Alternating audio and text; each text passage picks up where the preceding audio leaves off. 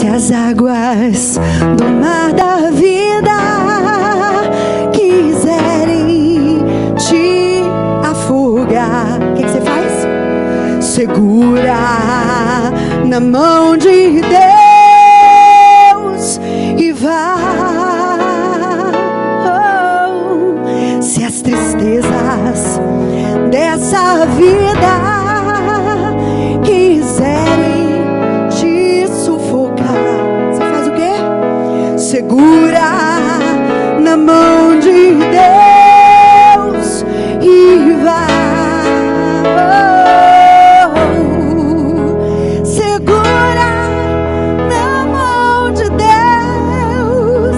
Segura na mão de Deus, pois ela te sustentará. Não temas, segue adiante e não olhes para trás. Segura na mão de Deus e vá. Aleluia, aleluia. Abra sua Bíblia comigo na carta de Tiago, lá no finzinho da Bíblia. Carta do apóstolo Tiago.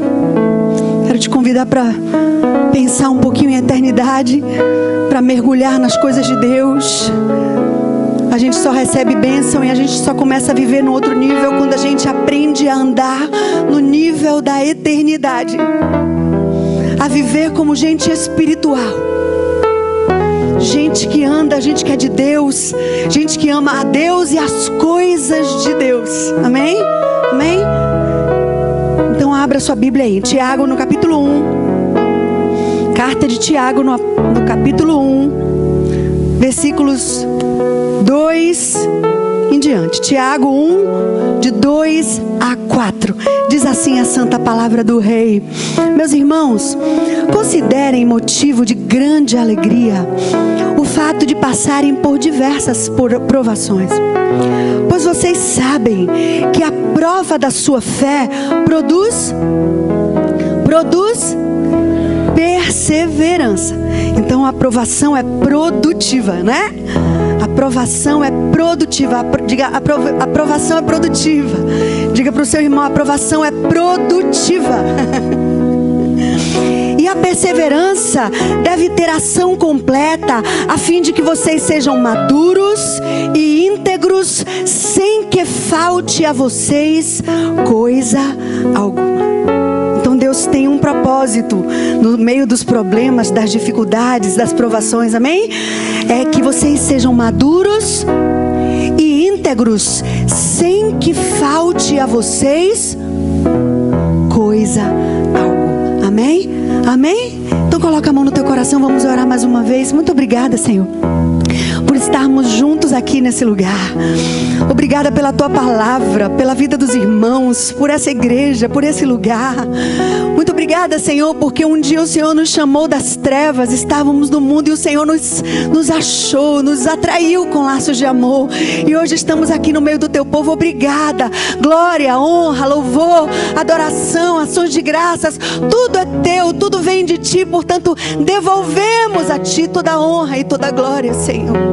Em nome de Jesus, abrimos o nosso coração e pedimos: fala conosco, fala comigo, fala com os meus irmãos, ministra sobre nós tua palavra, tua cura, tua vida, teu poder. Quebra os grilhões da nossa alma e ordena a tua cura sobre cada um de nós, sobre a nossa casa, sobre o nosso coração e sobre a nossa vida, em nome de Jesus. Em nome de Jesus, nós queremos fazer coro com a oração do nosso bispo e dizer: sim, Deus, abençoe essa cidade, abençoe abençoe esse estado, essa nação. Oh, dizemos, toda a terra se encherá do conhecimento e da glória do Senhor, como as águas cobrem o mar. A tua igreja se reúne aqui para declarar isso. Tu és santo, santo, santo, 3 vezes santo, e a terra inteira está cheia da tua glória. Vem, Deus, e sara essa nação, sara essa cidade. Nós declaramos que o Brasil pertence a Jesus Cristo, a Bahia pertence a Jesus Cristo, essa cidade que tem o nome do Salvador pertence a Jesus Cristo. Te adoramos, Senhor, te adoramos. Abençoe esse tempo, Pai, e toca em nós e muda a história da nossa vida nessa hora, em nome de Jesus, amém. Diga amém, amém.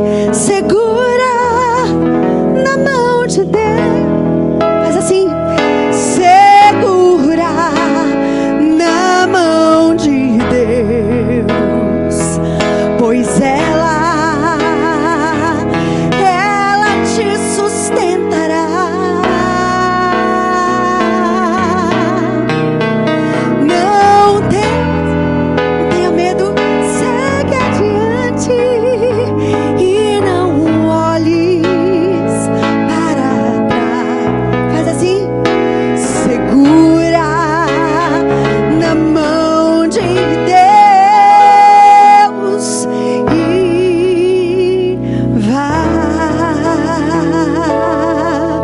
Dê um aplauso bem forte ao Rei de toda a terra. Aleluia. Eu penso que esse texto lindo da carta de Tiago, logo no início, é um texto muito pertinente, muito atual, muito forte, muito claro, e é perfeito para os nossos dias. Você concorda comigo? Tiago está dizendo, olha, irmãos amados, vamos ler mais uma vez. Meus irmãos, considerem motivo de grande alegria o fato de passarem por diversas provações, pois vocês sabem que a prova da sua fé produz perseverança, e a perseverança deve ter ação completa, a fim de que vocês sejam maduros e íntegros, sem que falte a vocês coisa alguma. Engraçado, quando eu era bem mais jovem, ainda me considero jovem, amém? Somos jovens, porque temos o Espírito Santo, não é? Em nós, nosso espírito vai se renovando pelo poder do Senhor.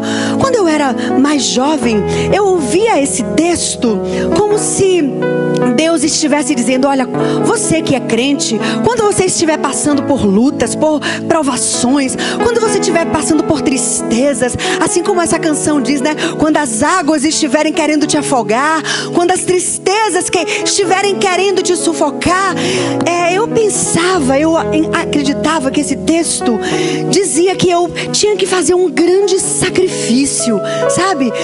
Quando eu estivesse passando por uma luta, por uma dor, por uma dificuldade, eu deveria estar alegre.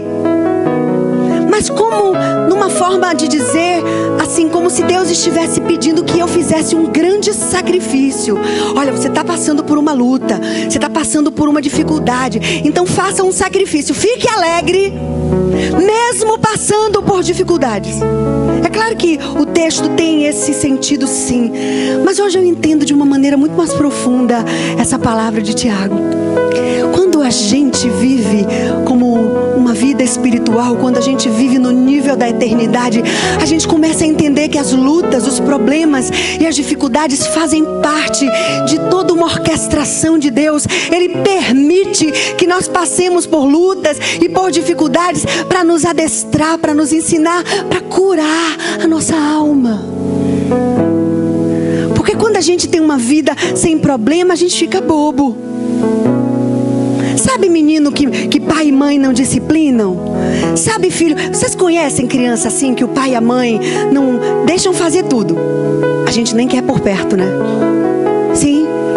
Menino que pai e mãe faz à vontade. Menino que tudo que quer o pai e a mãe fazem. Cresce uma criança chata, mal educada e cheia de mania, porque ninguém disse a ela por onde crescer. Porque o não de um pai, o não de uma mãe é o norte, o desígnio do caminho, é a maneira como um pai e uma mãe ensinam: não, filho, não é por aqui não, é por esse lado, não, filho, não é por aqui não. E assim é o Senhor conosco.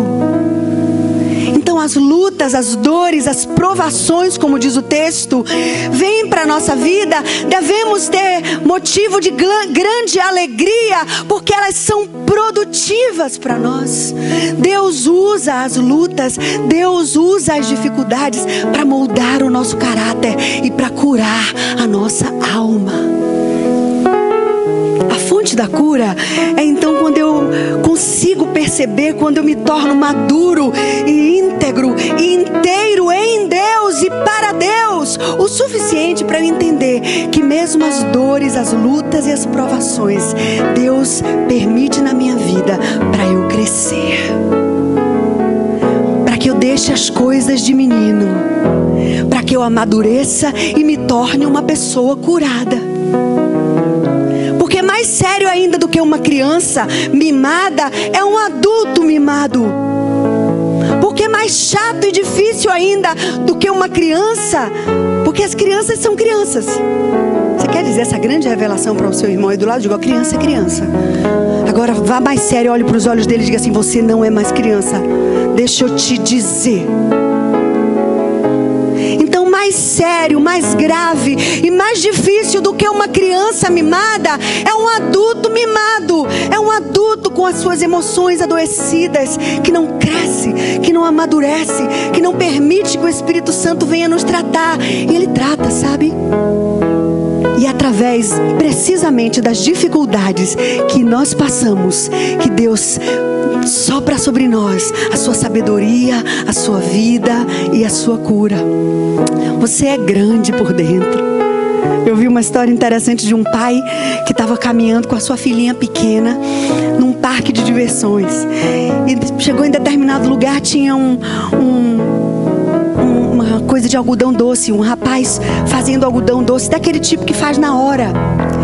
E aí ela disse: pai, eu quero algodão doce.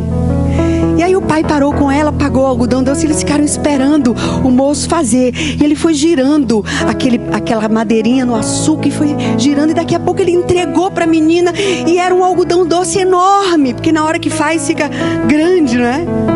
E aí o pai brincou com ela, falou: filha, você não vai conseguir comer, é muito grande, você é pequena.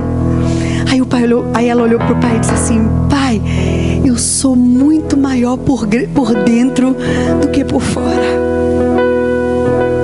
Quero te dizer, meu irmão, minha irmã, que você é muito maior por dentro do que por fora. Deus tem vida, Deus tem poder. Deus colocou dentro do seu coração um bocado de coisa maravilhosa que Ele mesmo te deu. Ferramentas, defesa.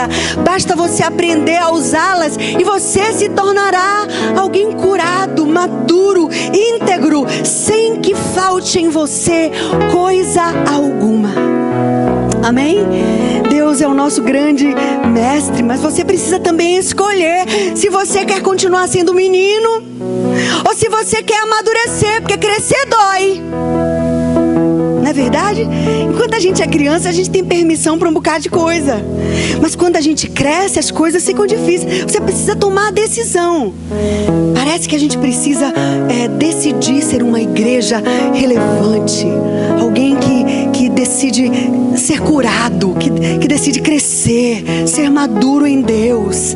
Permitir que o Espírito Santo venha tratar as nossas emoções para nos tornarmos pessoas maduras, íntegras, sem que falte coisa alguma, como diz o texto. Amém? Sansanzinho, meu neto, estava lá em casa alguns meses atrás. Ele tem 3 anos agora, mas na época foi no ano passado isso. Ele já tinha 3 anos. Ele é um menino muito maduro, muito independente. Ele come sozinho, ele articula muito bem as palavras, ele pensa, ele é bem maduro, né? Engraçado até ele. Às vezes eu brinco que eu esqueço que ele tem 3 anos. E alguns meses atrás ele foi lá para casa e ele gosta de tomar um Nescauzinho que a mãe não deixa tomar em casa, porque Nescau tem açúcar e eles não gostam de tomar açúcar, mas na casa da vovó pode, né? Porque na casa da vovó é só de vez em quando, aí pode, né? Só de vez em quando um pouquinho de açúcar. Aí eu comprei um copinho daquele que parece uma mamadeira, que tem um bico de látex, para ele, quando estiver assistindo os filmezinhos, ele poder se deitar na nossa cama para assistir os filmezinhos, tomando o Nescauzinho, que só quando ele vai para lá que ele pode tomar. Irmãos, foi a coisa mais engraçada do mundo, porque ele já não tomava mais madeira, fralda, nada, há muito tempo. E ele é muito independente. Aí na hora que ele deitou, eu peguei o Nescauzinho e dei na mão dele. Só que aquele copo não fazia mais parte da vida dele, porque há muito tempo que ele não usava nada disso. Aí ele ficou todo sem jeito, ele virou aquele copo, ele me olhava com aquele copo parecendo uma mamadeira. Aí quando eu vi que ele estava sem jeito, porque tinha desaprendido de usar mamadeira, aí eu falei assim: Sansão, dá pra vovó, eu vou tirar essa tampa e você toma no copo que você já está acostumado. Aí ele olhou para mim e fez assim: não, me dê, eu sou um bebezinho. Ele tinha descoberto que ele estava na casa da vovó, e naquele momento ele podia curtir ser um bebezinho.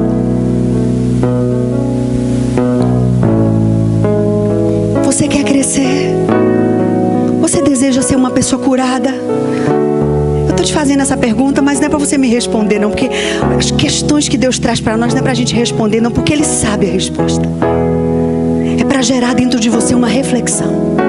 Quando Deus te faz uma pergunta, pode ter certeza que Ele não quer uma resposta. Ele sabe a resposta, Ele conhece o teu passado, o teu presente e o teu futuro.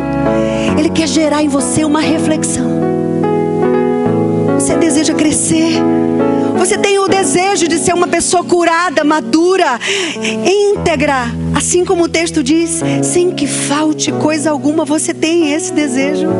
Eu queria ver com você um texto muito lindo que está em Jeremias capítulo 18. Abra aí comigo para a gente ler. Jeremias no capítulo 18, versículos de 1 a 6, uma experiência interessante que o profeta Jeremias teve. E eu convido você para a gente dar uma passada nesse belíssimo episódio da vida do profeta Jeremias. Jeremias 18, de 1 a 6, diz assim: esta é a palavra que veio a Jeremias da parte do Senhor. Vá à casa do oleiro. O Senhor disse a ele: vá, Jeremias, à casa do oleiro, e ali você ouvirá a minha mensagem. Deus estava dizendo a ele: olha, Jeremias, saia daí de onde você está e vá na casa do oleiro. Vocês sabem o que é um oleiro?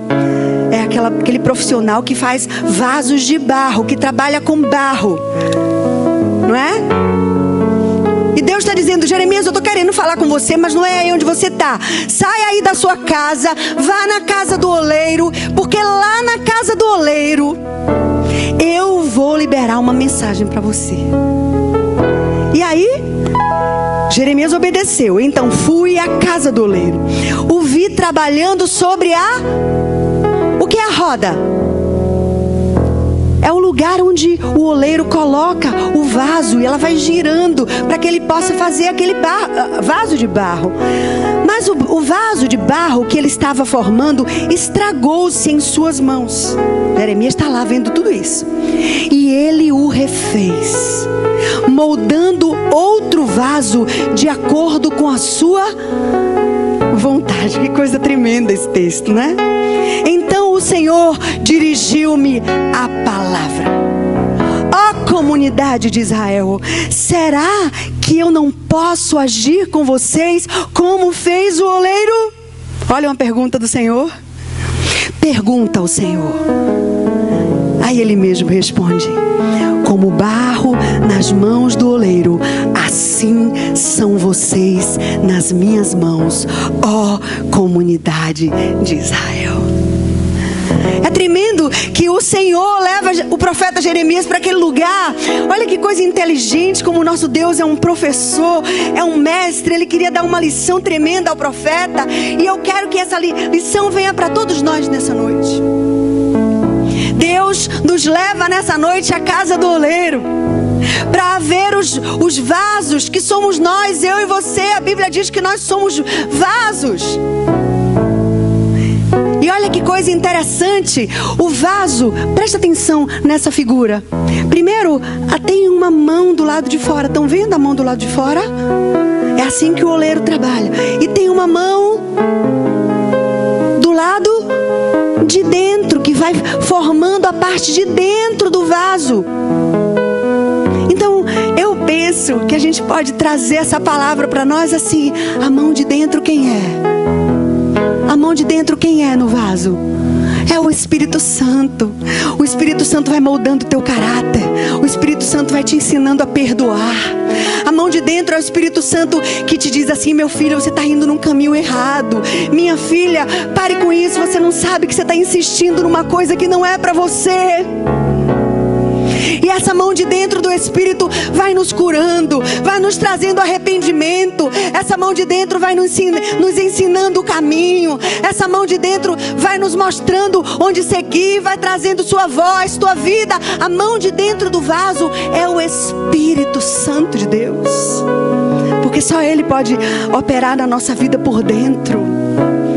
Só Ele pode mudar o nosso caráter. Só Ele pode trazer sobre nós as mudanças que nós tanto precisamos. A mão de dentro é o Espírito Santo. Diga para o seu irmão ao lado, diga: olha, a mão de dentro do vaso é o Espírito Santo dentro da tua vida, da minha vida. Agora, o que é a mão de fora? A mão de fora são os nossos relacionamentos. É a vida do povo de Deus. São os nossos relacionamentos em casa, na igreja, que também vão nos ensinando. Vão ou não vão?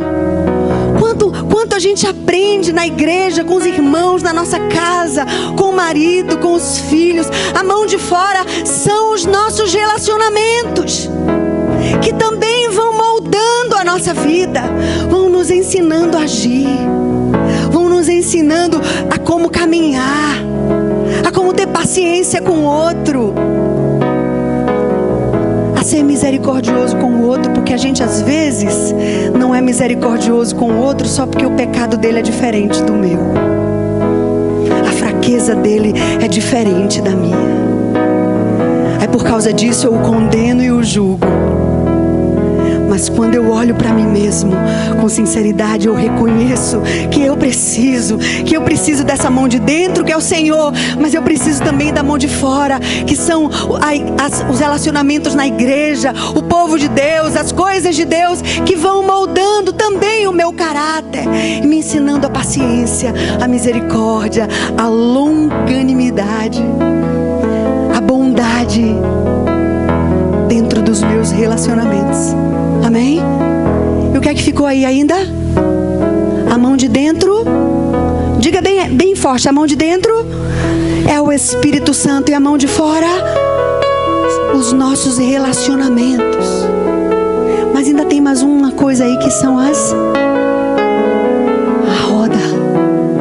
roda são os problemas, são as circunstâncias da vida, que Deus usa também para moldar a nossa vida. Pense, não é ser masoquista, nem trazer para nós um tipo de vitimização.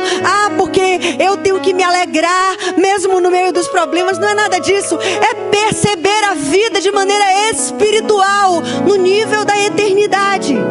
A roda de Deus que está girando são as lutas, são os problemas, são as tristezas que Deus usa para moldar o meu caráter, para me fazer uma pessoa curada, para amadurecer a minha vida e eu ficar fortinho. A mão de dentro é o Espírito Santo, a mão de fora são os nossos relacionamentos, e a roda são as lutas, as provações e as dificuldades. Tudo isso Deus usa para nos fazer maduros, íntegros, sem que falte em nós coisa alguma. Eu quero nessa noite, em nome de Jesus, propor a vocês, meus irmãos, juntos, para todos nós, 3 atitudes de troca. Porque sabe, a vida é sempre uma escolha. Sim ou não? Sartre disse que o ser humano é um ser condenado a escolher. E é assim que durante o dia você está escolhendo sempre, o tempo todo. Onde eu vou, o que é que eu falo. Você tem o poder de escolher, sim ou não? Diga para o seu irmão isso em nome de Jesus. Diga: você tem o poder de escolher. Deus te deu o poder de escolher. Amém? Então quero em nome de Jesus propor para nós 3 atitudes de troca nessa noite, que vão trazer cura para nossa alma, dos principais problemas, das principais dificuldades que têm atingido o coração do nosso coração, o coração do ser humano como um todo. Então quero propor, quem quer? Quem quer aprender comigo? Diga eu quero. Amém? Primeira atitude: troque a insegurança pelo estudo da palavra de Deus. Você quer dizer comigo?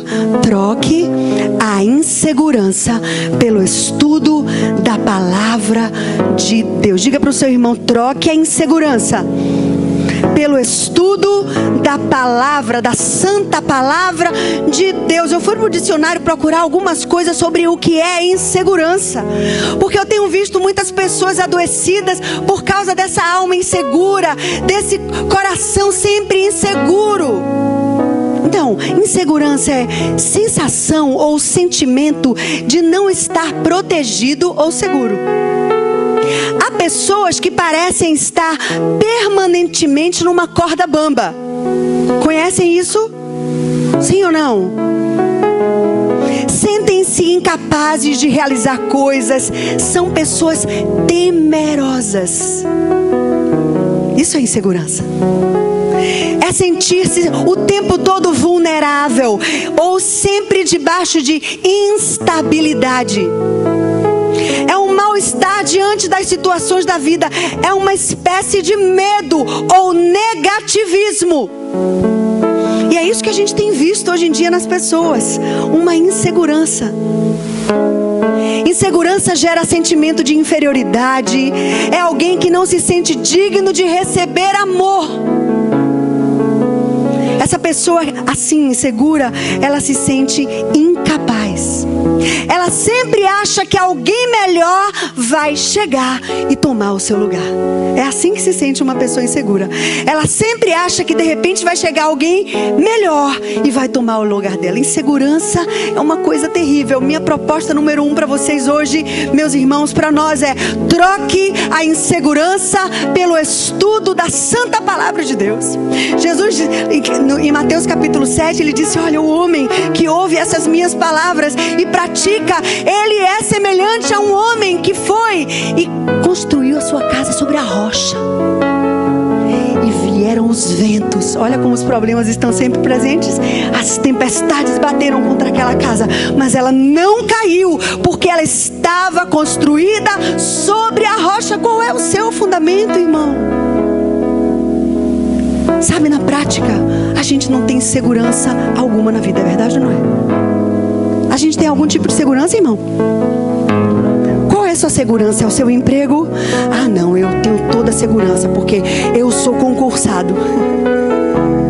Se a sua segurança está no seu trabalho, lamento informar, não há segurança nenhuma. Ou talvez alguns possam dizer: não, eu poupei, eu tenho muito dinheiro para muitos anos. Essa é a sua segurança. Não há segurança. Ou às vezes num relacionamento, ou numa profissão, sei lá, onde está a sua segurança? Não há segurança, irmãos, nada é certo. Sabe a única coisa que é certa? O Senhor. Então troque a insegurança que gera medo, negatividade, que gera doença na tua alma. Troque a insegurança pelo estudo da palavra de Deus. Vamos ver alguns textos que a gente pode se apoiar nessa noite. Vamos ver o primeiro texto. Por exemplo, o Salmo de número 119, versículo 165 diz assim: muita paz tem aqueles que amam a tua lei, a tua palavra, e não há nada que os faça tropeçar. Que texto maravilhoso! Muita paz tem aqueles que amam a tua lei, e não há nada que os faça tropeçar. Então perceba que a paz e a segurança não tem nada a ver com coisas. Tem a ver com a presença de Deus na minha vida. Por isso eu preciso estudar essa palavra, conhecer essa palavra, saber quem eu sou. Todos os domingos, durante o ano inteiro, a gente declara aqui juntos: eu sou o que a Bíblia diz que eu sou. Eu tenho o o que a Bíblia diz que eu tenho, eu posso tudo aquilo que a palavra de Deus diz que eu posso fazer, em nome do Senhor Jesus. Mas sabe, eu posso declarar isso e não estudar a palavra. Então eu não sei quem eu sou. Se eu declaro isso todo domingo, mas eu não conheço a palavra, não mergulho na palavra, não me encho na palavra, eu vou ficar declarando que eu sou o que a Bíblia diz que eu sou, mas na verdade eu não sei quem eu sou, porque eu não conheço a Bíblia. A palavra é eterna do Senhor. Vamos ver mais um texto. O Isaías capítulo 26, versículo 3 e 4 diz assim: tu conservarás em paz aquele cuja mente está firme em ti, porque ele confia em ti. Aí o profeta dá um conselho para nós: confiai no Senhor perpetuamente, porque o Senhor Deus é uma rocha eterna.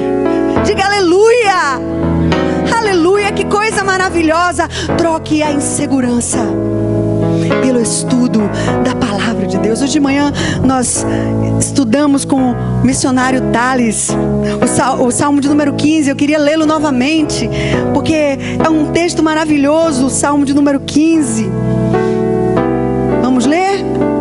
Salmo 15 diz assim: Senhor, quem habitará no teu santuário? Quem poderá morar no teu santo monte? Aquele que é íntegro em sua conduta e pratica o que é justo, que de coração fala a verdade e não usa a língua para difamar, que nenhum mal faz ao seu semelhante e não lança calúnia contra o seu próximo, que rejeita quem merece desprezo, mas honra os que temem ao Senhor, que mantém a sua palavra mesmo quando sai prejudicado, que não empresta o seu dinheiro visando algum lucro e nem aceita suborno contra o inocente. Agora veja o último versículo: quem assim procede nunca será abalado. Vamos aplaudir o Senhor da palavra. Oh, aleluia, te adoramos pelo poder da tua palavra, Senhor. Levantamos as nossas mãos para exaltar o poder da tua palavra, Senhor.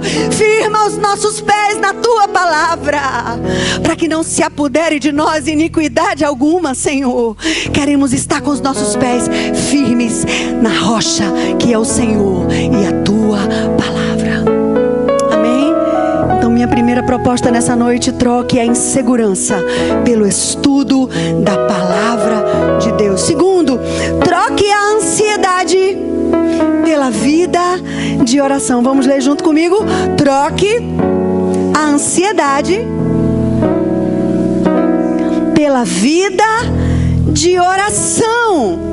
Troque a ansiedade pela vida de oração. Sabe, a ansiedade tira a paz da vida e a oração a coloca no lugar. A ansiedade tira a paz da vida, mas a vida de oração a coloca no lugar. Vamos ver o que é a ansiedade? Ansiedade é um grande mal, um mal-estar físico e psíquico. É aflição, é agonia. Decorre da excessiva excitação do sistema nervoso central. É um aperto no peito, temores, batimentos cardíacos acelerados. Parece bastante com o medo, mas é diferente, porque o medo geralmente envolve fatores reais. A ansiedade não. Geralmente a ansiedade é subjetiva e ela é causada por fatores irreais. Interessante isso, não é? Os sintomas são sudorese, tremores, taquicardia, tensão muscular e, de maneira intensa, a ansiedade é também chamada de síndrome do pânico. E é assim que nós estamos vendo pessoas, e tantas pessoas até perto de nós, sofrendo tantos e tantos momentos de ansiedade. Pois bem, minha segunda proposta nessa noite é: troque a ansiedade pela vida de oração. Vamos ler a palavra? Vamos ler o que diz Filipenses 4:6. Carta de Paulo aos Filipenses, capítulo 4, versículo 6, diz assim: Não andem ansiosos por coisa alguma, mas em tudo pela oração e súplicas, com ações de graças, apresentem os seus pedidos a Deus. E a paz de Deus, que excede todo entendimento, guardará o coração e a mente de vocês em Cristo Jesus. Que promessa maravilhosa! É interessante que o texto que Paulo está repetindo é a palavra do próprio Jesus. Jesus, no Sermão da Montanha, no capítulo 6 de Mateus, ele diz: não andem ansiosos. Paulo vem e repete, ecoa a palavra do próprio Mestre Jesus. Ele diz: não andem ansiosos por coisa alguma. Sabe o que vocês fazem? Vocês peguem toda essa ansiedade, todos esses pedidos e levem a Deus em oração. Aí sabe qual é o resultado? Ele podia dizer para nós: aí tudo vai ser resolvido do jeito que você quer. É assim?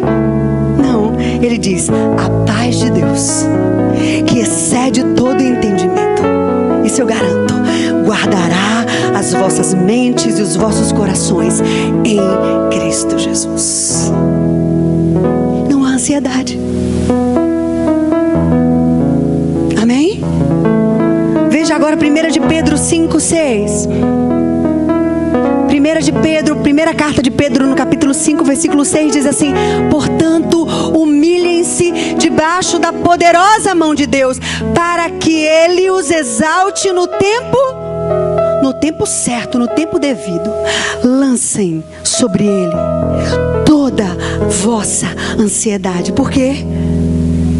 Porque Ele, que coisa maravilhosa, porque Ele tem cuidado de vós. Você quer dizer isso para o seu irmão? Diga a ele: ó, lance sobre o Senhor toda a ansiedade, porque Ele tem cuidado de você.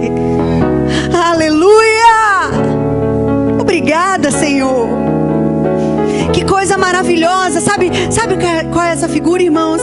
É a figura de alguém que decidiu entregar o governo da sua vida ao Senhor e foi para o banco de trás. É alguém que disse: Deus, eu não sei tomar conta da minha vida, senta no volante do meu carro, eu vou sentar no carona e o Senhor vai dirigir a minha vida.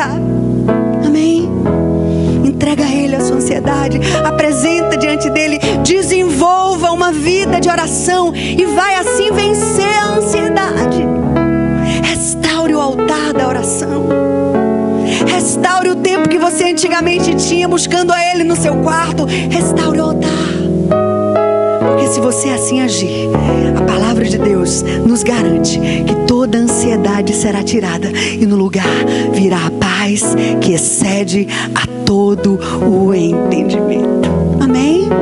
Então, primeira atitude que eu quero propor nessa noite: troque a insegurança pelo estudo da palavra de Deus. E a segunda é: troque a ansiedade pela vida de oração. E terceira e última: troque a carência pelo serviço ao Senhor. Vamos dizer junto comigo? Troque a carência pelo serviço ao Senhor. Diga isso ao seu irmão: troque a carência pelo serviço ao Senhor. Fui procurar também alguma coisa sobre carência. Carência significa privação. Alguns dicionários falam também sobre solidão, sobre falta de relacionamento afetivo. Mas quando eu falo de carência aqui, não estou me referindo somente a relacionamento afetivo do sexo oposto, mas aquela carência que nos deixa sentindo sozinhos, desamparados e vulneráveis. Privação, necessidade afetiva. Um dos comentários que eu li dizia assim que carência é uma dependência emocional muito parecida com dependência química. A pessoa tem uma dependência de ser elogiada, de ser paparicada, ou de que outras pessoas façam na vida dela aquilo que o seu próprio coração deveria fazer em Deus. Torna a pessoa, o grande perigo da pessoa que vive carente é que essa pessoa se torna menos seletiva. Ela se torna menos seletiva, ela se torna vulnerável. Geralmente essas pessoas assim, elas entram em relacionamentos às cegas. Isso é um perigo. Porque se a pessoa está carente, vulnerável, se sentindo desamparada, corre o risco de entrar em relacionamentos ruins, às cegas, sem prestar atenção, porque a pessoa passa a ser muito menos seletiva. Sabe a história daquela moça que estava na churrascaria? E aí o garçom chegou do lado e disse: coração? Aí ela: sim, amor.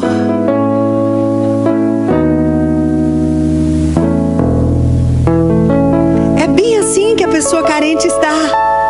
Qualquer voz mais suave ela entra, porque o coração dela está assim, vulnerável, fraco.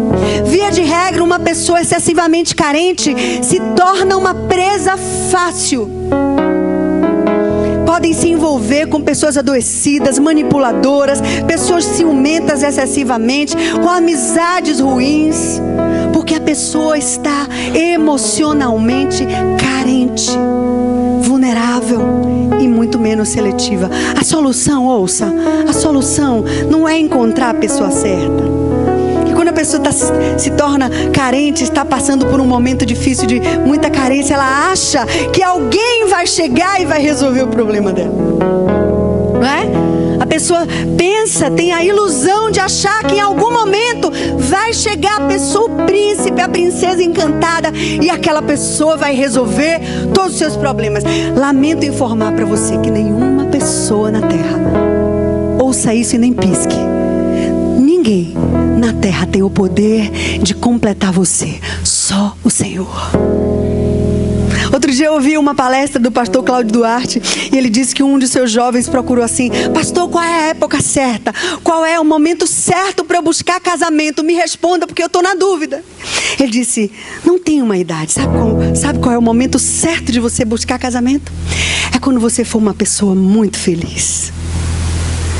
Porque então você não estará entrando no relacionamento achando que aquela outra pessoa tem a obrigação de fazer você feliz. E você então se decepcionar. Porque ninguém na terra existe para fazer você feliz. É claro que a gente vive junto e a gente busca a alegria um do outro quando a gente é casado bem, amém? A gente quer que o nosso esposo seja feliz, que a nossa esposa seja feliz. Faz bem a gente ver o pai da gente feliz, a mãe. Sim ou não? Gente feliz quer ver o outro feliz. A gente se dá, a gente quer que os filhos, que os pais, que o marido, que a esposa sejam felizes, é claro, e eu vou fazer tudo que eu puder para isso. Mas eu sei que eu não sou capaz de suprir tudo aquilo que meu marido, que meus filhos, que meus pais precisam, mas tem um que pode, e é o Senhor. Então quando eu coloco a minha expectativa e o meu desejo e o meu coração certo de que Deus é quem me completa, de que Deus é quem me supre, de que Deus é o meu Senhor, de que Ele é que pode completar aquilo que falta em mim mesmo, o Senhor. Quando eu penso assim, quando eu entendo assim, e quando eu coloco essa expectativa no Senhor, então eu consigo ter relacionamentos muito mais saudáveis. Amém? Troque a carência pelo serviço ao Senhor. Antigamente eu conheci, quando eu era de uma igreja tradicional, havia um diácono, um senhor bem velhinho. E era muito interessante que quando chegavam pessoas novas na igreja, e naquela época eu fazia parte de uma igreja que tinha uma assembleia e tinha votação. Talvez alguns de vocês conheçam esse tipo de igreja mais tradicional. E aí a pessoa chegava e toda vez no final daquela assembleia de aceitação de novos membros que vieram de outra igreja, ele se levantava e todo mundo respeitava, porque ele já era um senhor bastante idoso, um diácono, um homem respeitado. Ele levantava e a gente já sabia. Ele dizia assim: eu quero lhe fazer uma pergunta. E a pessoa olhava e todo mundo já sabia. Ele dizia assim: você veio aqui para trabalhar ou para dar trabalho? Mas não é precisamente assim a nossa vida? Quem não trabalha, geralmente dá trabalho. Catuca aí seu irmão, diga a ele: olha, quem não trabalha dá dá trabalho. Quem não trabalha, dá trabalho. É assim que funciona. Então minha proposta nessa noite final para vocês, irmãos amados, é assim: troque a carência e o desejo que as outras pessoas supram aquilo que só Deus pode suprir. Troque a carência pelo serviço ao Senhor. Servir ao seu próximo, servir na sua igreja, servir dentro da sua casa. Que coisa maravilhosa quando a gente se envolve no serviço da casa de Deus. Que coisa maravilhosa quando a gente começa a conhecer os irmãos e vê que aquele irmão que estava sentado do meu lado, eu achava que a vida dele era perfeita, e ele está passando às vezes uma luta pior que a minha. Que às vezes a gente está na igreja e vê todo mundo levantando a mão e pensa: pô, só quem tem problema aqui sou eu. Todo mundo aqui nessa igreja está super feliz, só eu que estou nessa luta. Aí quando você se envolve no serviço, você começa a conhecer as pessoas, as necessidades do seu próximo, sofrer com ele, orar com ele, trabalhar junto com ele, servir com ele, sentir a dor com ele. E aí as suas carências vão sendo diluídas pelo amor com que você serve ao Senhor, ao seu próximo, ao Senhor e às coisas do Senhor. Amém? Então a gente precisa esse ano, agora que vai começar de verdade, né? Porque diz que depois que o carnaval passa, a gente começa, engrena tudo, né? Vamos nos comprometer, amados irmãos, a viver uma vida que agrade ao Senhor. Uma vida de serviço ao Senhor, sendo felizes por servi-lo. Amém? Vamos ver a experiência do apóstolo Paulo. O apóstolo Paulo em Filipenses capítulo 4, 13, o nosso bispo leu para nós esse texto. Eu já estou finalizando. Nosso bispo leu na semana passada e nos explicou de maneira tão sábia sobre esse texto. Filipenses no capítulo 4, a partir do versículo 11 diz assim: eu não estou dizendo, o apóstolo Paulo está falando, eu não estou dizendo isso porque eu esteja necessitado, pois aprendi a adaptar-me a qualquer circunstância. Sei o que é passar necessidade, sei o que é ter fartura. Aprendi o segredo de viver contente em toda e qualquer situação, seja bem alimentado, seja com fome, tendo muito ou passando necessidade. Agora vamos ler comigo? Posso todas as coisas naquele que me fortalece. Diga mais uma vez: eu posso todas as coisas naquele que me fortalece. Uma terceira vez: posso todas as coisas naquele que me fortalece. Vamos aplaudir o Senhor.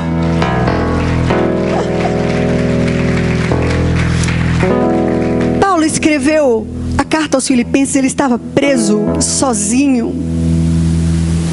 Sabe, quando a gente pensa nisso, a gente imagina Paulo pregando no meio de um púlpito, mas Paulo sofreu, foi preso diversas vezes, açoitado, mas aprendeu o segredo de viver contente em toda e qualquer situação. Sabe como é? Servindo a Deus e as coisas de Deus. Servindo a Deus e se envolvendo. É assim que a gente recebe a cura, irmãos. Amém? Eu quero ler um último texto para a gente orar. Também do apóstolo Paulo em Colossenses 1. Carta de Paulo aos Colossenses no capítulo 1.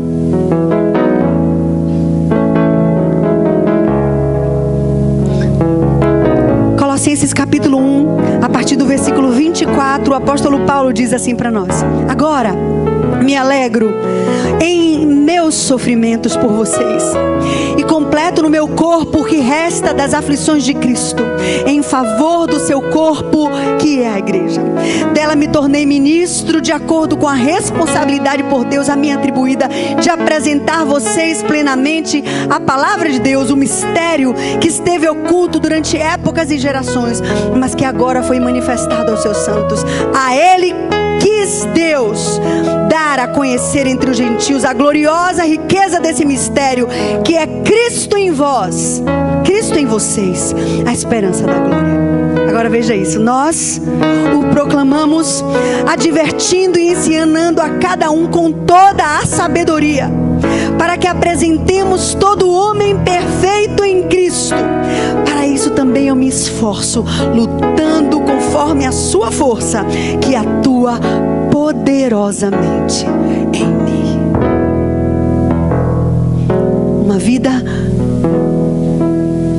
buscando satisfazer somente as minhas carências é uma vida sem propósito, vazia e sem sentido. Mas quando eu pego, mesmo em meio às lutas e dificuldades, e sirvo a Deus, ao povo de Deus, as coisas de Deus, eu recebo o poder do Espírito.